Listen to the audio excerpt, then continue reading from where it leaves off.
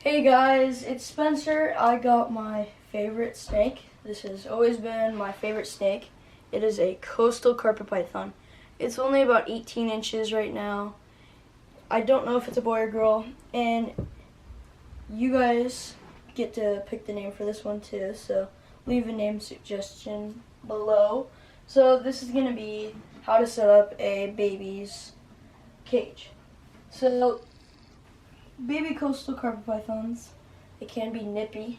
This one's not, he's really good. So I'm going to run through the things you might need. You might need a plant because they are semi-arboreal and they are semi-aquatic and they are terrestrial too. So you have to take that into consideration.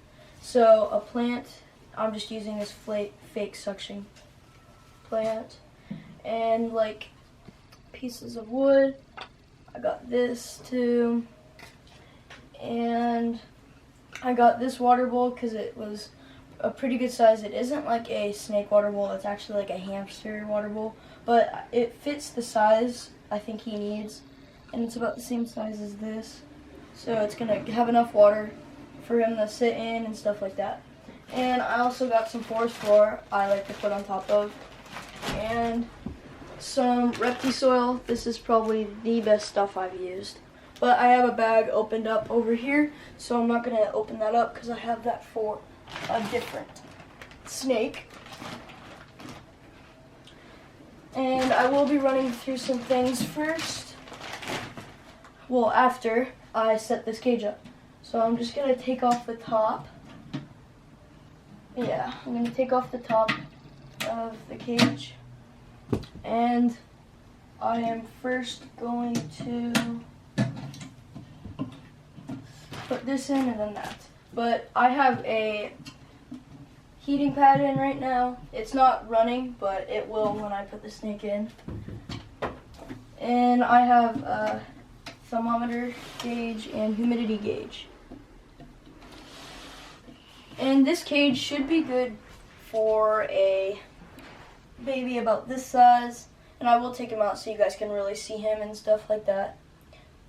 But yeah, this should be a pretty good size for quite a while, and then he'll have to move up to quite a big cage. So first I'm going to start covering the bottom with reptile soil, and I am not going to use, I'm probably not going to use coconut husk again, because this is just so perfect. It holds humidity so much better.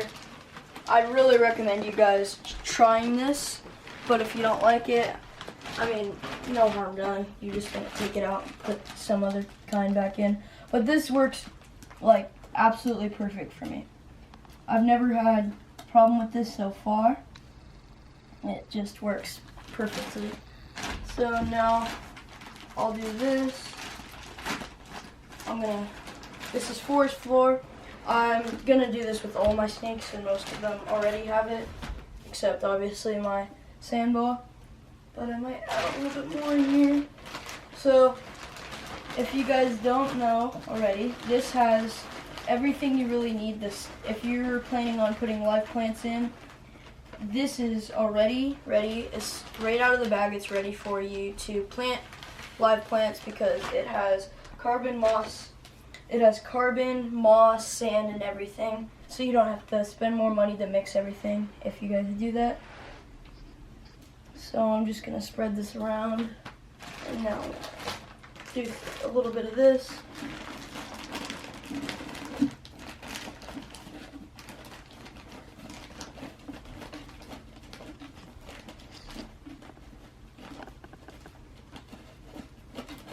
And I did get this carpet python from Critter Cabana.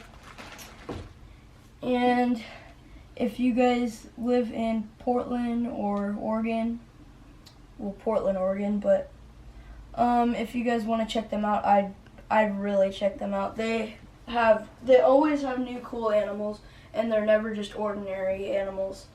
They have a lot of cool animals. They always do. And they have stuff like an Australian field dragon, which I've never seen before. I've only seen an Indonesian field dragon. And yeah, so I'd recommend checking them out if you guys are in the area. So first I'm gonna just place this in here somewhere so he can hide. I'm not using a high box like that because I'm just gonna make this really naturalistic. Yeah. So I'm actually gonna probably use the rest of this bag because I kind of need a lot more than I expected. That's fine.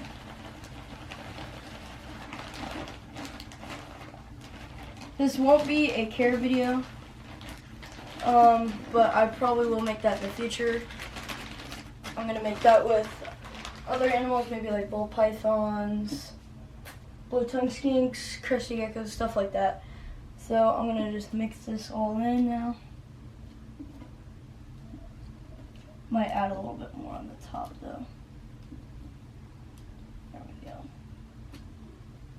Okay, that's probably good.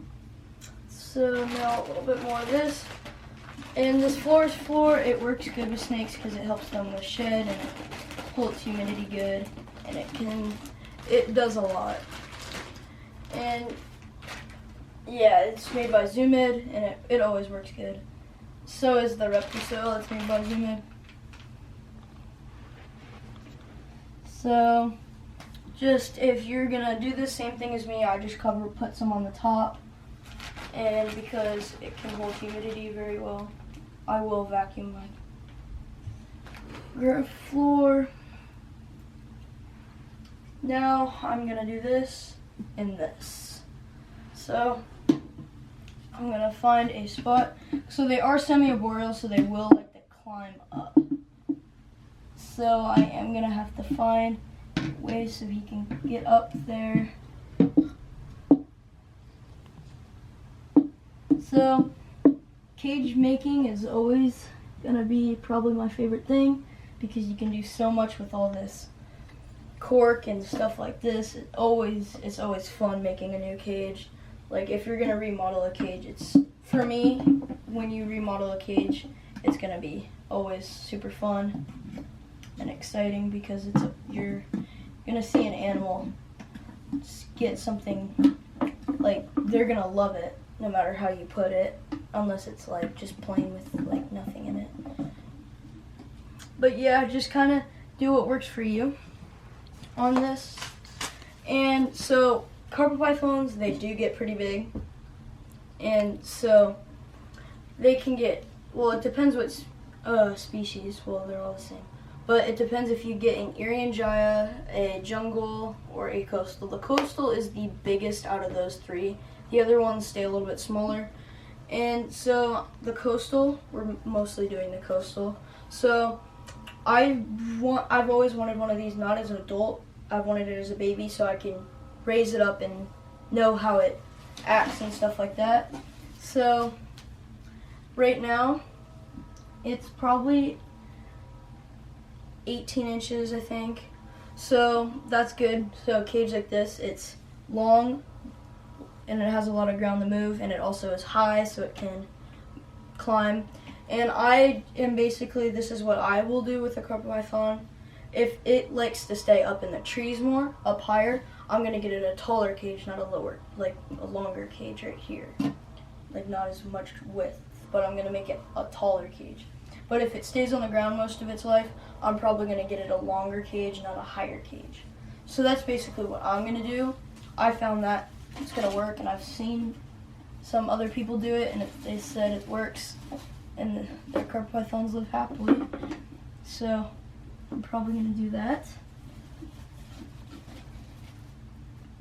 So I want this carpet python to feel protected and happy, and so it doesn't get stressed out. And when it does get stressed out, he can go hide and not feel bad.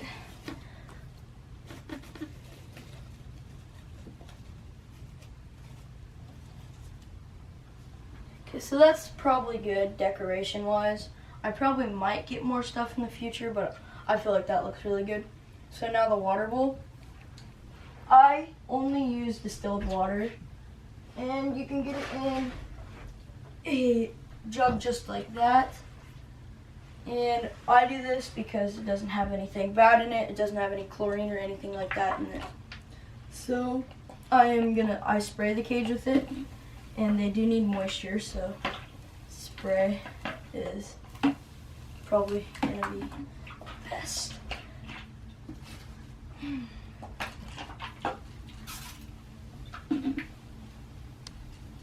So I'm just gonna spray this down, and then I will fill up the water bowl, probably not with this.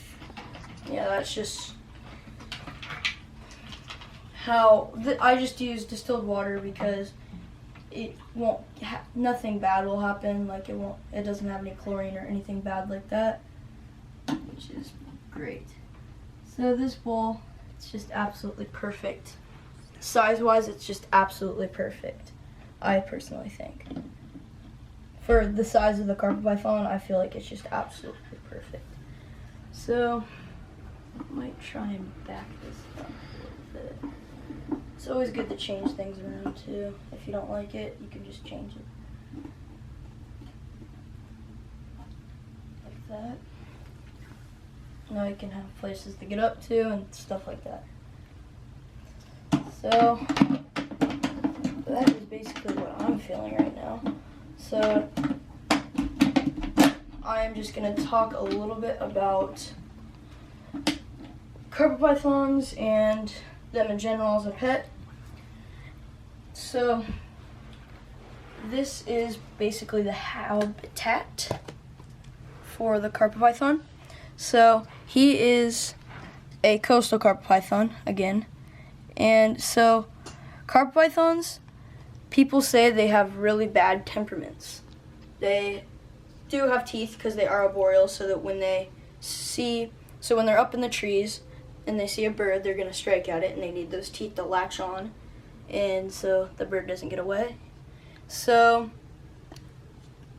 people say these are extremely aggressive snakes. You shouldn't get one. They're bad, and they're going to bite you. But does this look like it's going to bite me? It's not. It's really not going to bite me because it's completely mellow. But they do have a really heavy feeding response, so if they will have if they think you're food, they might probably bite you, but that's the only reason they'd probably bite you, unless it's just an aggressive snake. So right now, this is how big he is, and this is how big his cage is going to be. And honestly, I think this is like an intermediate pet. Not a first pet at all. If you were looking for a first pet, I'd do a ball python. I don't really like corn snakes, colubrids. Colubrids are cool, but I just don't like corn snakes that much. So, yeah, a ball python won't get as big as this at all. Well, it won't get the full size of it. So ball pythons, they basically just ball up all day. Like, I'll show you in a second. Right there. See, he just does that all day. He'll just sit all day. But these ones will explore, and they don't ball up. I'll just tell you that much. And so now I'm going to release him into his cage, his new cage. So when these ones get older, it depends what gender they are. Females obviously get bigger than males and stuff like that. So, and males get way, way, way smaller. Like female ball pythons, they will get, I think, a foot and a half bigger. And so, what does he eat? So when he's full grown, he might eat rabbits or just jumbo rats. It depends. So I feel like these are more an intermediate snake. Oh, not really a beginner snake, because they can be a little bit aggressive and they can get decent size. So I could have got either a hypoboa constrictor or a coastal carpet python. I chose a coastal carpet python over the boa constrictor because, well, it was a red-tailed boa. And I chose this over the red-tailed boa because the red-tailed boas, they can get really, really big. Well, not really big, but they can get like good sized. And they can also get big around. And that one at the store, it didn't have a temperament. It's just, I've always liked this snake a little bit more.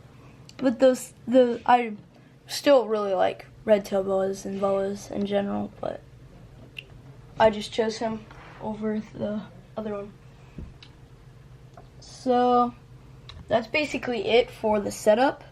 And he'll basically and I might actually get a piece of wood, like a wood slab, like maybe the size of my hand, and hot glue it right here or something so he can have something to sit on. I thought that'd be kind of cool. So that's basically the setup and everything you might need.